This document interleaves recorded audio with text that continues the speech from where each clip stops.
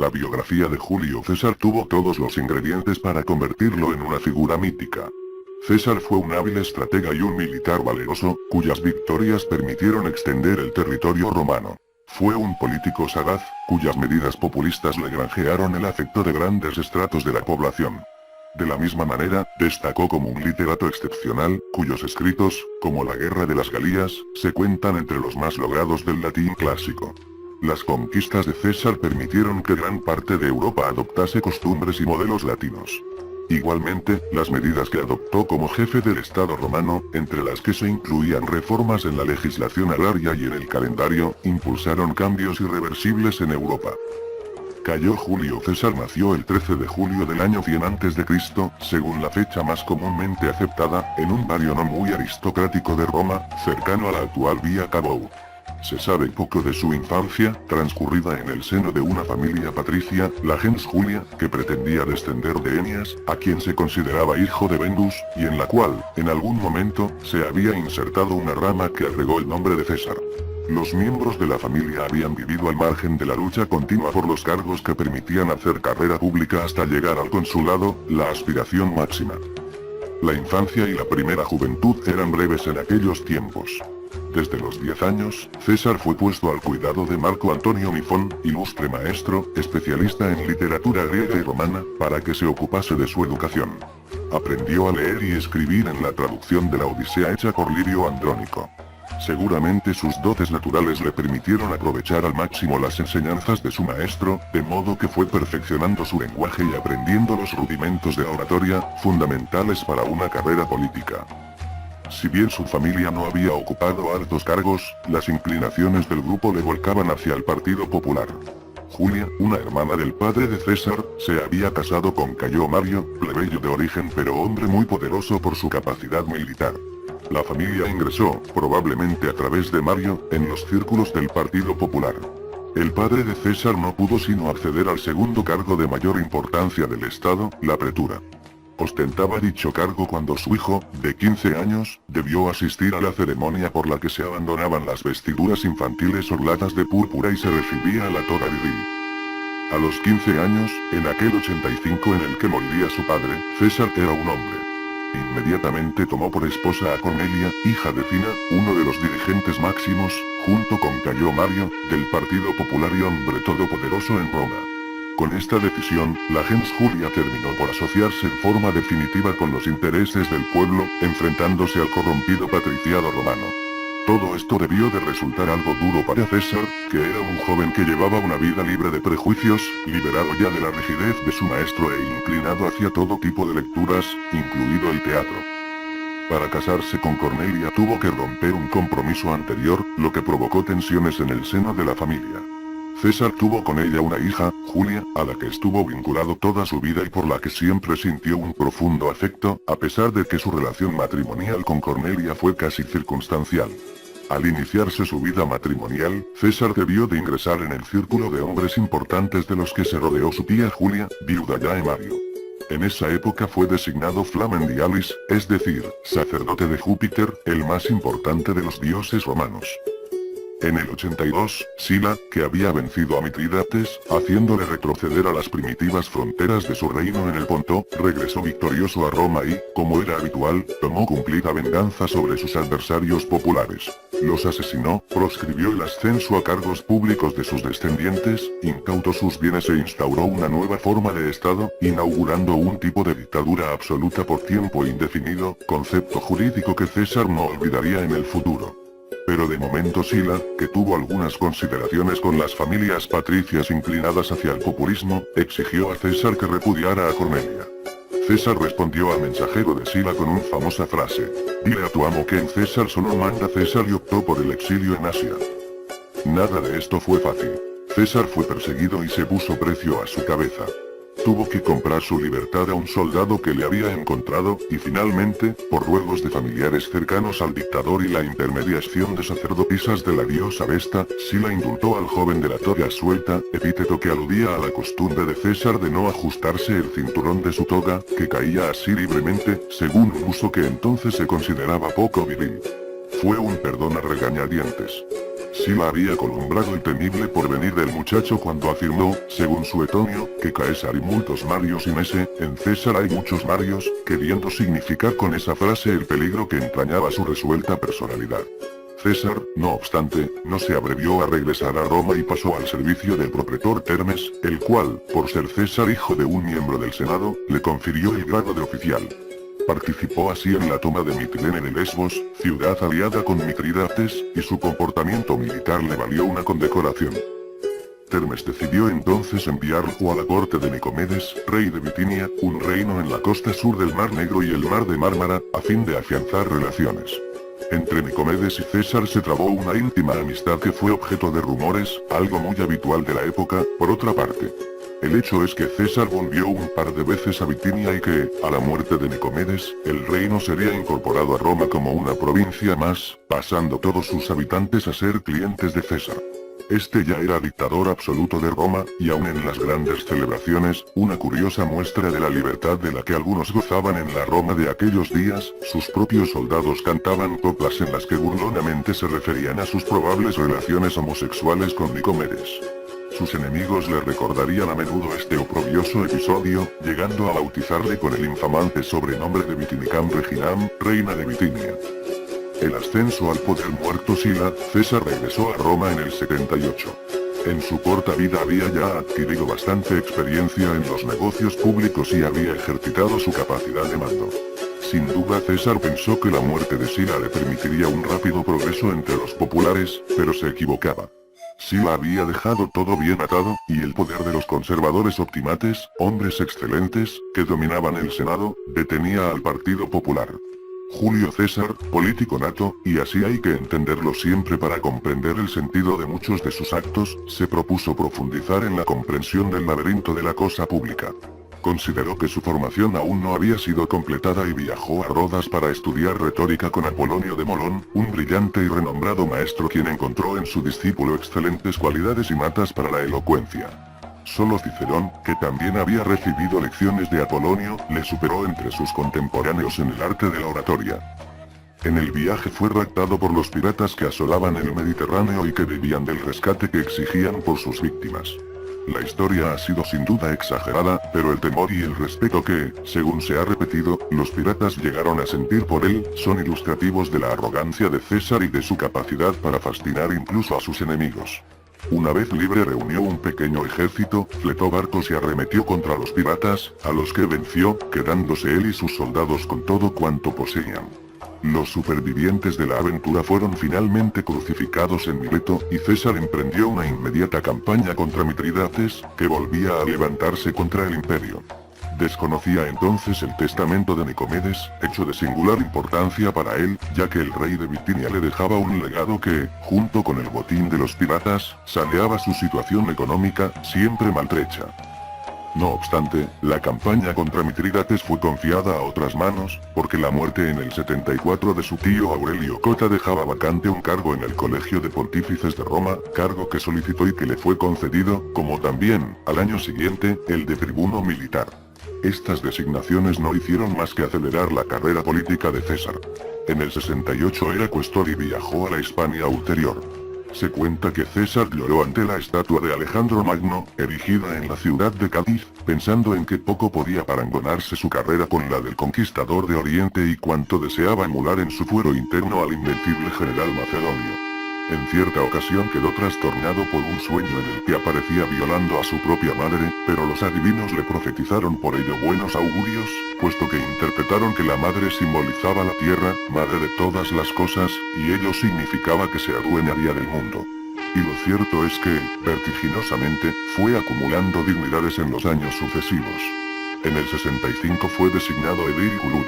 En el 63 murió el presidente del Colegio de Pontífices, y César, con 27 años, presentó su candidatura enfrentado a Catulo, dirigente de los optimates. César sabía que emprendía una aventura económica, la lucha por el poder exigía siempre dinero, y que si perdía sería implacablemente perseguido. Pero la elección mostró la popularidad de que gozaba entre el pueblo, y fue nombrado Pontifex Maximus.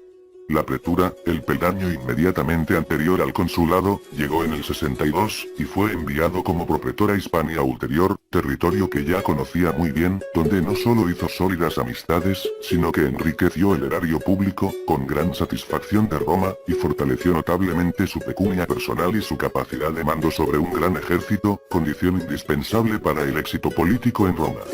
Cuando en el año 60 regresó a la ciudad eterna, el camino estaba abierto para la gran aventura. El triunvirato y la guerra de las Alias, el paso a la condición máxima de cónsul, lo dio en el año 59.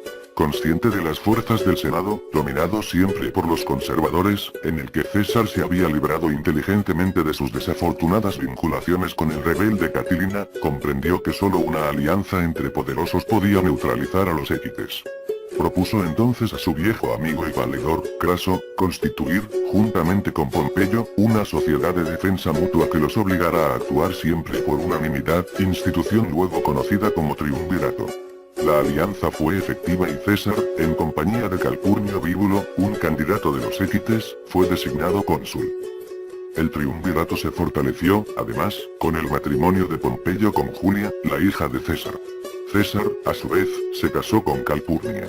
Había repudiado por infidelidad a Pompeya, su segunda esposa, en el 62, después de un escandaloso episodio. Durante los misterios de la Gonadea, una fiesta nocturna exclusiva para mujeres que tenía lugar en casa del propio Julio César, una de las sirvientas descubrió la presencia de un intruso disfrazado de mujer, Publio Clovio, lo que provocó la indignación de las asistentes. Se acusó a Pompeya de ser amante de Clovio, extremo que nunca pudo probarse. César no quiso dar crédito a la denuncia y absolvió a ambos del delito de adulterio en el que se habían visto inculpados.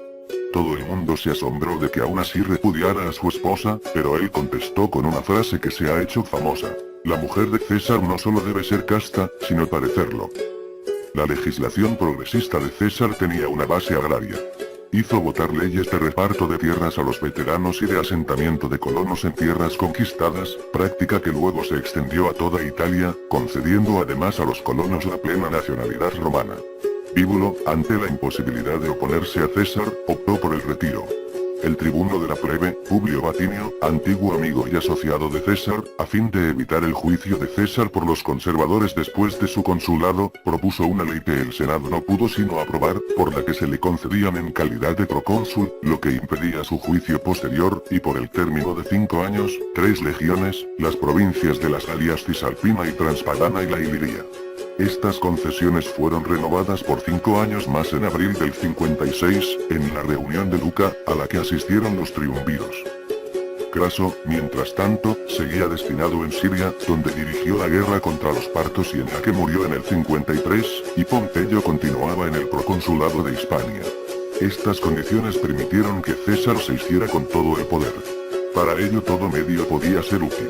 Como Pontifex Maximus autorizó a Clovio, antiguo amante de su esposa Pompeya, a que fuese adoptado por un plebeyo, para poder así, a pesar de su condición original de patricio, acceder al cargo de tribuno de la plebe. Y así fue como el agradecido Clodio se ocupó de limpiar de enemigos el camino de César. Ya en su provincia de la Galia, César parecía decidido a no intervenir en problemas bélicos, pero lo hizo cuando así lo pidieron sus habitantes. Los eduos comenzaban a sentir la amenaza de los helvecios, los cuales a su vez buscaban nuevos territorios, empujados por la invasión de los germanos acaudillados por Ariovisto. Las legiones de César acudieron en ayuda de los eduos, y vencieron a helvecios y suevos. Esto marcó el comienzo de la ocupación sistemática de la Galia por las fuerzas de César, ayudado por sus lugartenientes Labieno y Craso. Fue una lucha prolongada en la que el país fue literalmente saqueado, un tercio de su población murió luchando y otro tercio probablemente fue vendido como esclavo. Sucesivamente, en acciones en las que César conoció también la derrota, fueron sometidos todos los pueblos galos. En medio de esta lucha, entre los años 55 y 54, César desembarcó en Inglaterra y peleó hasta más allá del Támesis, pero finalmente tuvo que retirarse. Al año siguiente, invierno del 54-53, volvió a agitarse la Galia. Se sublevaron eburones y trevinos, y finalmente todos los pueblos galos, bajo el caudillaje de Vercingetorix. Los romanos conocieron el desastre en la batalla de Gergovia, pero las fuerzas de Vercingetorix fueron sitiadas largo tiempo y finalmente vencidas en Alesia. La rendición de los belovacos, belgas, en Uxellodundum, 51, puso punto final a la dominación de las Galías, aunque el sometimiento total solo se logró en el invierno de diciembre del 51 a febrero del 52, tras reducir pertinaces focos de resistencia. Los soldados romanos salieron enriquecidos de estas campañas. Los oficiales, naturalmente, aún más. César saneó sus finanzas, enriqueció las arcas del Estado, fue largamente generoso con sus amigos y hasta reservó una importante cifra para el futuro. Inundó con tanto oro la ciudad de Roma, que el noble metal se depreció en por lo menos un 30%. La Guerra de las Galias fue registrada en De Bello Gálico, una de las dos obras conservadas de César, escrita en 52-51, que no solo es el documento más valioso para el conocimiento de aquel hecho, sino que también debe ser considerada como una pieza maestra del latín clásico. La Guerra Civil, la otra obra conservada de Julio César, De Bello Civili, literariamente inferior a la primera, tal vez porque no tuvo siquiera tiempo de revisar sus manuscritos, se refiere a los hechos que cubren la Guerra Civil entre los años 49 y 45. El inmenso poder acumulado por César provocó el pánico del partido senatorial, sus enemigos de siempre. Por otra parte, muchos republicanos vieron en este poder el más grave peligro para la República. Y además, circunstancias internas tenían convulsionada a la ciudad. El Senado designó en el 52 a Pompeyo como cónsul único, y cuando el mando senatorial volvió a sentirse fuerte, entre el 51 y el 50, Pompeyo, ahora enemigo de César, le pidió que licenciara a sus legiones y regresara a Roma. En esa tesitura, vacilante e indeciso, Julio César se hallaba frente al pequeño río Rubicón, que separa la Galia Cisalpina de Italia, cuando, según unos por su proverbial osadía y según otros por imperativo de los hados, fue presa de un impulso irrefrenable y arrastró sus tropas tras de sí exclamando alea jacta est, la suerte está echada. Esta acción desencadenaría la guerra civil. Ocupó Picenas, Umbria y Etruria, se dirigió a Brindisi a interceptar el paso a Pompeyo, aunque no lo consiguió, y volvió sobre sus pasos para entrar en Roma, convocó al Senado e impuso sus condiciones. La batalla definitiva tendría lugar en Farsalia, epopeya cantada por Lucano en versos inmortales. El poeta describe a Pompeyo en el declinar de sus años hacia la vejez, como sombra de un gran hombre, y a César como fogoso e indomable, un hombre que acudía a actuar donde quiera que le llamara la esperanza o la cólera. Allá se encontraron enseñas leonadas frente a enseñas iguales y hostiles, idénticas águilas frente a frente y picas amenazando idénticas picas. César venció y Pompeyo huyó a Alejandría, donde murió el 28 de septiembre del año 48 a manos de soldados de Ptolomeo, quien mantenía un contencioso con su hermana y esposa, Cleopatra, sobre el trono de Egipto. César llegó a Egipto y al enterarse del trágico final de Pompeyo lloró su muerte. César llegó a Egipto acompañado por 2 legiones, la 10ª y la 12ª. En total, unos 6.000 hombres. Tras acomodar a sus hombres en el Palacio Real, se dispuso a poner orden en la difícil situación interna del país del Nilo, dividido por el enfrentamiento entre los 2 hermanos y esposos reinantes, Ptolomeo XIII y Cleopatra VII. César y Cleopatra mantuvieron una intensa y famosa relación amorosa que daría como fruto un hijo, Cesarión. César dio el trono a Cleopatra, 47 a.C. Lo que, unido a la presencia de las tropas romanas en el palacio de los faraones y a la deposición de Ptolomeo XIII, hizo que el pueblo, dirigido por los consejeros fieles al rey, se amotinase y tratase de tomar el palacio. Durante 4 meses, César resistió atrincherado en el palacio frente a los 60.000 hombres del egipcio Aquiles. Finalmente, cuando llegaron los refuerzos dirigidos por Mitrídates de Pérgamo, César protagonizó una de sus geniales acciones militares y logró atravesar el cerco egipcio para reunirse con Mitrídates, tras lo cual las fuerzas combinadas de ambos destrozaron a las tropas egipcias en una sangrienta batalla en la que falleció Ptolomeo XIII. Cleopatra se trasladó después a Roma, donde vivió hasta la muerte del dictador. Aquella guerra entre romanos no había terminado aún.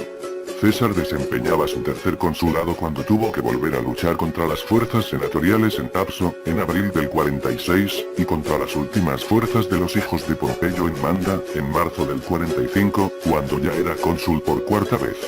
En términos guerreros no quedaba prácticamente nada por hacer.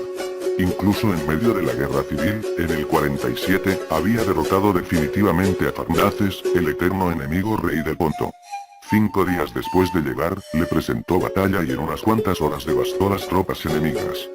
Inmediatamente cursó al Senado romano una célebre y lacónica relación de los hechos. Veni, vidi, vici, llegué, vi, vencí.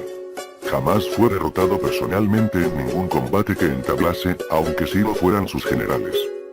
El asesinato César fue, pues, dueño absoluto de la República Romana y del mundo mediterráneo.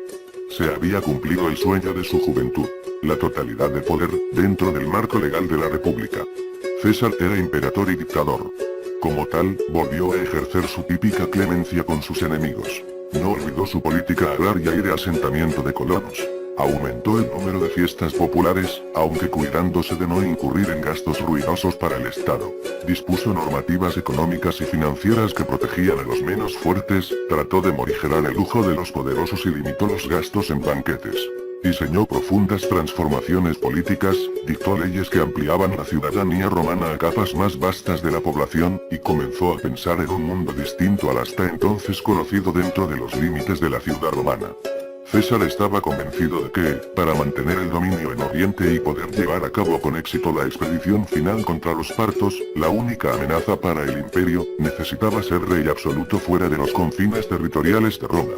Y este fue el detonante. Unos 60 miembros de familias importantes, casi todos senadores, se conjuraron para eliminar a César y restaurar la legitimidad y legalidad de la República, temerosos de que la abrumadora acumulación de cargos y privilegios que recaían en su persona terminase por darle la puntilla a la desvencijada República y César se proclamase a sí mismo rey.